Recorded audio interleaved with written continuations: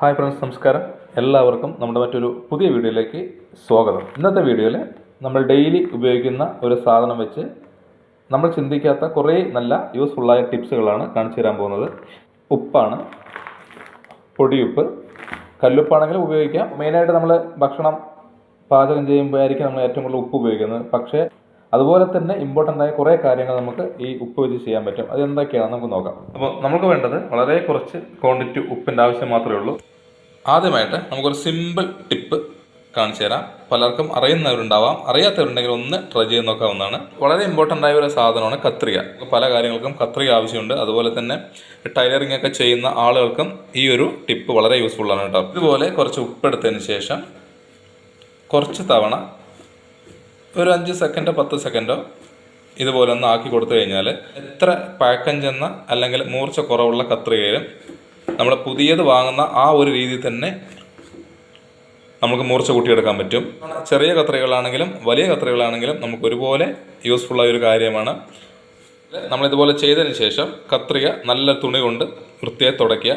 കത്രിക മാത്രമല്ല, nail cutter നമ്മൾ ഉപയോഗിക്കുന്ന ആളുകളാണ്. ആ നെയിൽ കട്ടറും മൂർച്ച കുറഞ്ഞു കഴിഞ്ഞാൽ നമ്മൾ കളയേണ്ട കാര്യമില്ല. അതും ഇതേ ഒരു രീതിയിൽ ഒരു 10 സെക്കൻഡ് നമ്മളിതിൽ ഉപ്പിലോട്ടൊന്ന് ആക്കി കൊടുത്തു കഴിഞ്ഞാൽ നമുക്ക് ആ നെയിൽ കട്ടറും മൂർച്ച കൂടുന്നതാണ്.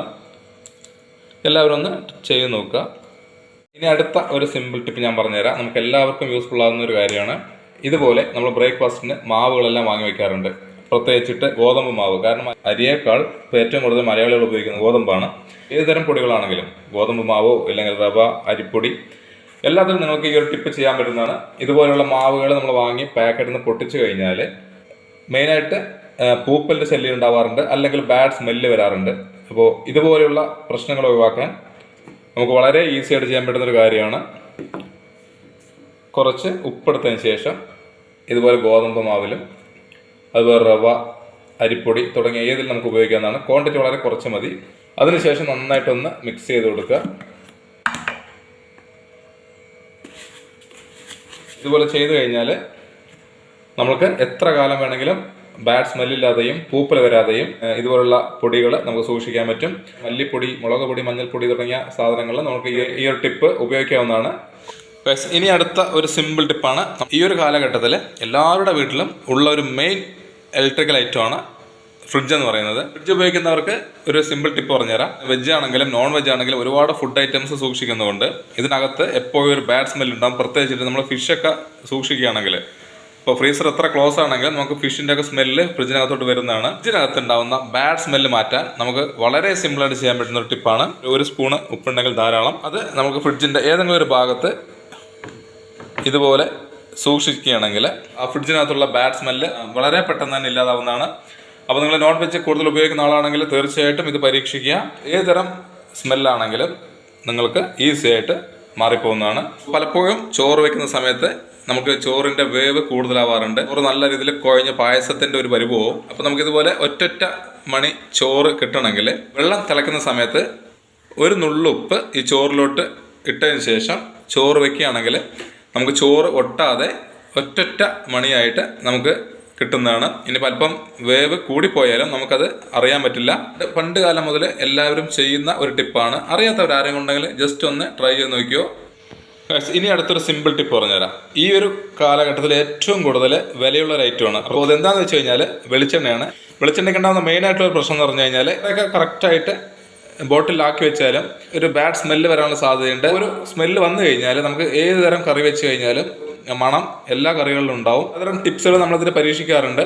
കുറച്ച് ഉപ്പെടുത്തതിന് ശേഷം ഈ വെളിച്ചെണ്ണയിലോട്ടൊന്ന് ഇട്ട് കൊടുത്തു കഴിഞ്ഞാൽ നമ്മൾക്ക് ആ ഒരു ബാഡ് സ്മെല്ലില്ലാതെ എത്ര കാലം വേണമെങ്കിലും വെളിച്ചെണ്ണ ഉപയോഗിക്കാൻ പറ്റുന്നതാണ്. അടുത്തൊരു സിമ്പിൾ ടിപ്പും അതുപോലെ തന്നെ വളരെ യൂസ്ഫുൾ ആയ ടിപ്പും കൂടി പറഞ്ഞുതരാം. മിക്സിയിലുണ്ടാകുന്ന മെയിനായിട്ടൊരു പ്രശ്നം, കുറേ ഉപയോഗിക്കുന്ന സമയത്ത് ഈ ജാറിൻ്റെ ബ്ലേഡിന് മൂർച്ച വളരെ കുറവായിരിക്കും. അങ്ങനെയാണെങ്കിൽ നമ്മൾ കടയിൽ കൊണ്ടുകൊടുത്തു കഴിഞ്ഞാൽ ഇത് ഫുള്ളായിട്ട് മാറ്റാൻ പറയും.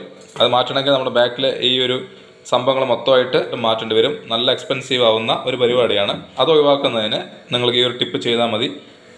മിക്സിയുടെ ജാറിൽ മൂർച്ച കുറവാണെങ്കിൽ നമ്മൾക്ക് കുറച്ച് ഉപ്പ്, കല്ലുപ്പാണെങ്കിൽ കുറച്ചുകൂടി യൂസ്ഫുള്ളായിരിക്കും. മൂടിയതിന് ശേഷം ഒരു 10 സെക്കൻഡ് ഒന്ന് കറക്കിയെടുക്കുക. കല്ലുപ്പാണെങ്കിൽ നമുക്ക് 10 സെക്കൻഡ് സമയം പോലും ആവശ്യമില്ല. ഇതുപോലെ ചെയ്യുകയാണെങ്കിൽ ഈ ബ്ലേഡ് നല്ല മൂർച്ച കിട്ടുന്നതാണ്. ഒരു ഇമ്പോർട്ടൻ്റ് ആയ അടുത്തൊരു കാര്യം പറഞ്ഞുതരാം. നമ്മുടെ വീട്ടിൽ പ്രത്യേകിച്ചിട്ട് അടുക്കളയിൽ ഏറ്റവും നീറ്റായി സൂക്ഷിക്കേണ്ട ഒരു സ്ഥലമാണ് സിങ്ക് എന്ന് പറയുന്നത്. മെയിനായിട്ട് പ്രശ്നം എന്ന് പറഞ്ഞാൽ ഇതിനകത്തു നിന്നൊരു ബാഡ് സ്മെല്ല് ഉണ്ടാവും. അതുപോലെ തന്നെ ഇതിനകത്ത് പ്രാണികളുടെ ശല്യം, അതായത് പ്രത്യേകിച്ചിട്ട് അട്ട, പാറ്റ തുടങ്ങിയ പ്രാണികളുടെ ശല്യം വളരെ കൂടുതലാണ്. അപ്പോൾ അതിനും നമ്മൾക്ക് ഈ ഒരു ഉപ്പ് വളരെ ഉപകാരപ്പെടുന്ന ഒരു കാര്യമാണ്. കാരണം ഉള്ള പ്രാണികൾക്ക് ഒരു പോയിസണ് തുല്യമാണ്. അപ്പോൾ ഇതുപോലെ കുറച്ച് ഉപ്പ് ഈ വാഷ് ബേസിനിൽ ഒന്ന് ഇട്ട് കൊടുക്കുക. അതിനുശേഷം കുറച്ച് വെള്ളം ഇതുപോലെ ഒന്ന് ഒഴിച്ചു കൊടുത്തു കഴിഞ്ഞാൽ ആ ഹോസിനകത്തോട്ട് ആ ഉപ്പ് ഇറങ്ങി പോകുന്നതാണ്. ഏതെങ്കിലുമൊക്കെ പ്രാണികളുടെ ശല്യം അതിനകത്ത് ഉണ്ടെങ്കിൽ അത് പൂർണ്ണമായിട്ട് ഇല്ലാതാവും. പെട്ടെന്ന് ബാഡ് സ്മെല്ല് അബ്സോർബ് ചെയ്യുന്ന ഒരു ഐറ്റം കൂടിയാണ്. അതുപോലെ തന്നെ നമ്മൾ ഡെയിലി ഉപയോഗിക്കുന്ന ഒരു ഐറ്റമാണ് ഇതുപോലെ കാസറോൾ എന്ന് പറയുന്നത്. അപ്പോൾ കാസറോൾ ഉപയോഗിക്കുന്ന എല്ലാവർക്കും ഈ ഒരു ടിപ്പ് ചെയ്തെടുക്കാം. എത്രയൊക്കെ നമ്മളത് ക്ലീൻ ചെയ്ത് വെച്ചാലും ഒരു ദിവസം മേലെ ക്ലോസ് ചെയ്ത് വെച്ച് കഴിഞ്ഞാൽ ഇതിനകത്തും ഒരു ബാഡ് സ്മെല്ല് ഉണ്ടാവും. അപ്പോൾ അതുപോലെ നിങ്ങൾ കാസറോളൊക്കെ 3-4 ദിവസം ഉപയോഗിക്കുന്നില്ല എന്നുണ്ടെങ്കിൽ ഉപ്പ് ഇതുപോലെ വെച്ചതിന് ശേഷം ഇതുപോലെ ക്ലോസ് ചെയ്ത് വെച്ച് കഴിഞ്ഞാൽ നിങ്ങൾക്ക് എത്ര ദിവസങ്ങൾ വേണമെങ്കിലും യാതൊരു കംപ്ലൈൻറ്റും ഇല്ലാതിരിക്കും. യാതൊരു ബാഡ് സ്മെല്ല് ഉണ്ടാവില്ല. ഒന്ന് സാധാ വെള്ളത്തിലൊന്ന് കഴുകിയാൽ മാത്രം മതി. ഇനി അടുത്തൊരു കാര്യം, ഇതും നമുക്ക് വളരെ ഉപകാരപ്പെടുന്നൊരു കാര്യമാണ് കേട്ടോ. കാരണം ഏറ്റവും കൂടുതൽ പച്ചക്കറികളിൽ പെട്ടെന്ന് ചീത്തയാവുന്ന ഒരു ഐറ്റം എന്ന് പറഞ്ഞു കഴിഞ്ഞാൽ തക്കാളിയാണ്. അപ്പോൾ പുറത്ത് സൂക്ഷിച്ചാലും ഒരു 2 ദിവസമൊക്കെ മാക്സിമം നീറ്റായിരിക്കും. അത് കഴിഞ്ഞാൽ പെട്ടെന്ന് ചീത്തയാവുന്ന ഒരു സാധനം കൂടിയാണ്. തക്കാളി വാങ്ങി ഒന്ന് വൃത്തിയായി കഴുകിയതിന് ശേഷം കുറച്ച് ഉപ്പെടുത്തിട്ട് ഇതുപോലെ തക്കാളിയുടെ എല്ലാ മേൽഭാഗത്തും ഒന്ന് പുരട്ടി കൊടുത്തു കഴിഞ്ഞാൽ ഒരാഴ്ചയ്ക്ക് കൂടുതൽ നമുക്ക് ഇതുപോലെ ഫ്രഷായിട്ട് സൂക്ഷിക്കാൻ പറ്റും. ഇനി വീട് ഒരു ഫ്രഷ്നെസ് കിട്ടാനും നല്ലൊരു സ്മെല്ലിന് വേണ്ടിയിട്ടും റൂം സ്പ്രേൻ്റെ ഒന്നും ആവശ്യമില്ല. നമുക്ക് ആകെ വേണ്ടത് 2 സ്പൂൺ ഉപ്പുണ്ടെങ്കിൽ വളരെ ഫ്രഷായിരിക്കും. നമ്മളൊരു വേസ്റ്റ് പാത്രത്തിൽ കുറച്ച് ഉപ്പെടുക്കുക. ബോഡി സ്പ്രേയോ അല്ലെങ്കിൽ ആഫ്റ്റർ ഷേവിങ് ലോഷനോ ഇതിനകത്തോട്ട് ഒന്ന് സ്പ്രേ ചെയ്ത് കൊടുക്കുക. നമ്മുടെ വീടിൻ്റെ മെയിനായിട്ട് ഏതെങ്കിലും ഒരു ഭാഗത്ത് വെച്ച് കഴിഞ്ഞാൽ ആഴ്ചകളോളം നമുക്കിതിൻ്റെ ഫ്ലേവർ ഉണ്ടാവും. ഒരു സ്പെഷ്യൽ ആയിട്ടുള്ളൊരു പ്രത്യേകതയാണ്, ബാഡ് സ്മെല്ല് പെട്ടെന്ന് അബ്സോർബ് ചെയ്തിട്ട് ആ ഒരു ഫ്രഷ്നെസ് ഫീല് എല്ലാ ദിവസവും നമുക്കുണ്ടാവും.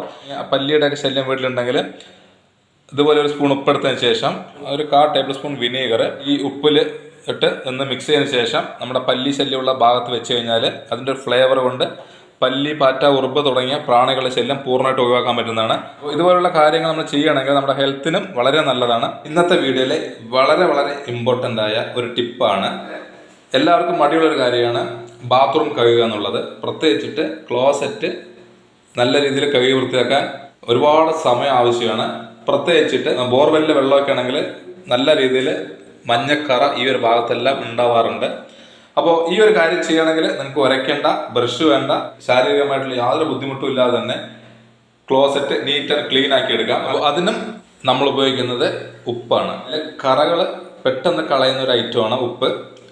അപ്പോൾ മറ്റുള്ള കെമിക്കലാണ് ഉപയോഗിക്കുന്നതെങ്കിൽ തീർച്ചയായിട്ടും നമ്മുടെ സെപ്റ്റി ടാങ്കിനകത്തുള്ള ബാക്ടീരിയകൾ നശിക്കാനുള്ള സാധ്യതയുണ്ട്. അങ്ങനെ നശിച്ചു കഴിഞ്ഞാൽ സെപ്റ്റി ടാങ്ക് നിറയാനും പിന്നീട് അത് ഭയങ്കര ബുദ്ധിമുട്ടുണ്ടാക്കുന്ന ഒരു വിഷയമാണ്. അതിനുശേഷം ഞാൻ എടുത്തിരിക്കുന്ന കുറച്ച് ബേക്കിംഗ് സോഡയാണ്.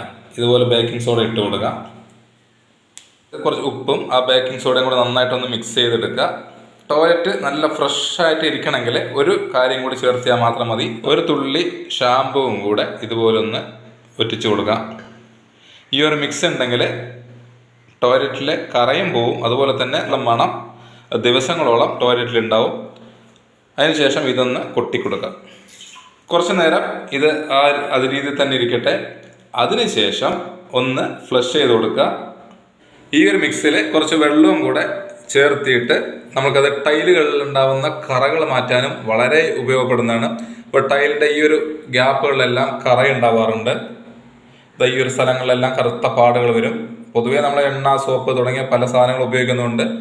ഏറ്റവും കൂടുതൽ കറകൾ വരാനുള്ള സ്ഥലം എന്ന് പറഞ്ഞു കഴിഞ്ഞാൽ കിച്ചണിലെ ടൈലുകളും അതുപോലെ തന്നെ ടോയ്ലറ്റിലുമാണ്. അപ്പോൾ ഇതുപോലുള്ള ടൈലുകളിൽ നിങ്ങൾക്ക് കറകളുണ്ടെങ്കിലും ഈ ഒരു സൊല്യൂഷൻ നമുക്കിവിടെ ഉപയോഗിച്ചിട്ട് ജസ്റ്റ് ഒന്ന് വെള്ളം ഒഴിച്ച് കഴിഞ്ഞാൽ നമുക്ക് ആ കറകളൊക്കെ ഈസി ആയിട്ട് പോകുന്നതാണ്.